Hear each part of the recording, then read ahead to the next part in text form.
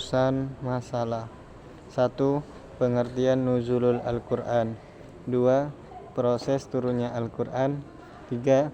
Hikmah diturunnya Al-Quran secara berangsur-angsur. Latar belakang.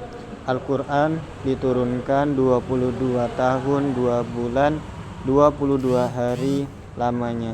Ayat-ayat Al-Quran silih turun, dan selama itu pula Nabi Muhammad SAW dan para sahabatnya tekun mengerjakan Al-Quran dan pembimbingan umatnya. Meskipun Al-Quran merupakan satu kesatuan paket yang ayat-ayatnya tak dapat dipisahkan satu sama lain, namun proses turunnya wahyu yang memakan waktu 22 tahun tersebut menunjukkan adanya hubungan yang sangat erat antara kehidupan Al-Quran dan realitas kehidupan. Pembahasan. A. Pengertian nuzulul Quran. Nuzulul Quran terdiri dari kata nuzulul dan Quran yang berbentuk idhofah. Kata nuzul berarti turun, sedangkan Al-Quran berarti bacaan atau wahyu Allah Subhanahu wa Ta'ala. Jadi, secara umum, nuzulul Quran bermakna turunnya wahyu Allah kepada Nabi Muhammad SAW.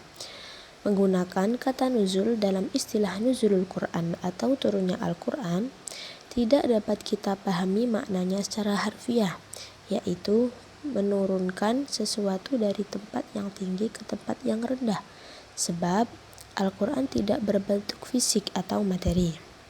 Artinya, proses turunnya bukan secara benda yang jatuh dari langit, tetapi bersifat spiritual, berupa penyampaian wahyu melalui perantara malaikat Jibril. Tetapi pengertian nuzulul Quran yang dimaksud adalah pengertian majazi, yaitu penyampaian informasi atau wahyu kepada Nabi Muhammad SAW dari alam gaib ke alam nyata melalui perantara malaikat Jibril. Dengan demikian, peristiwa ini menandai awal mula turunnya petunjuk Allah bagi manusia, yaitu berupa Al-Quran yang menjadi pedoman hidup umat Islam hingga akhir zaman. B. Proses turunnya Al-Quran. Menurut para ulama, terdapat dua madhab pokok dalam memahami proses turunnya Al-Quran. Yang pertama, Al-Quran diturunkan kepada Nabi Muhammad SAW secara bertahap selama 23 tahun. Proses ini berlangsung sesuai dengan berbagai peristiwa yang terjadi sepanjang dakwah Nabi. Setiap ayat atau surat diturunkan untuk menjawab persoalan umat, memberikan petunjuk, serta meneguhkan hati Rasulullah SAW sejak beliau diutus hingga wafatnya. Yang kedua, pendapat yang disandarkan pada Al-Sya'bi bahwa permulaan turunnya Al-Quran dimulai pada malam Lailatul Qadar di bulan Ramadan. Malam Lailatul Qadar disebut sebagai malam yang penuh keberkahan karena pada malam itulah wahyu pertama turun. Hal ini menunjukkan kemuliaan bulan Ramadan dan pentingnya Al-Quran sebagai petunjuk hidup bagi manusia.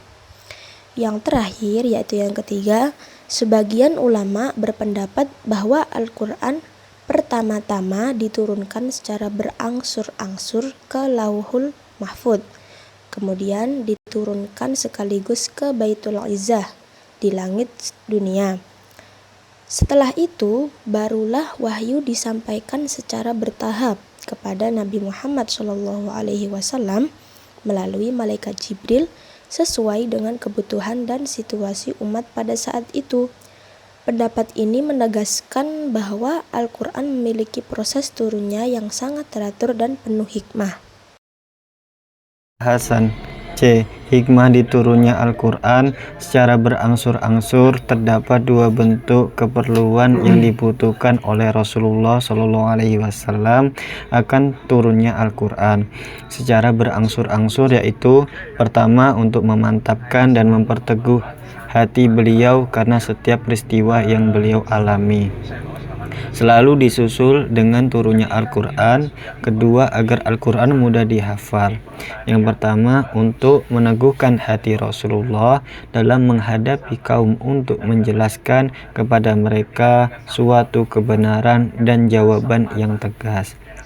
Dua, untuk memudahkan hafalan dan memahamkan, sebab Al-Quran turun di tengah-tengah umat yang ummi, yang tidak pandai membaca dan menulis. Yang ketiga, relevan dengan peristiwa penetapan dan penetapan hukum. Kesimpulan, istilah nuzulul Quran, turunnya Al-Quran, tidaklah dapat kita pahami maknanya secara harfiah, yaitu menurunkan sesuatu dari tempat yang tinggi ke tempat yang rendah, sebab Al-Quran tidaklah berbentuk fisik atau materi. Pernyataan para ulama di atas menyangkut hikmah penurunan Al-Quran secara bertahap mencerminkan suatu pengakuan hubungan yang nyata, meskipun ia bukan hubungan sebab akibat, bahwa teks Al-Quran ternyata tidak hanya merespon kondisi penerima wahyu pertama semata, yaitu Rasul Shallallahu Alaihi Wasallam.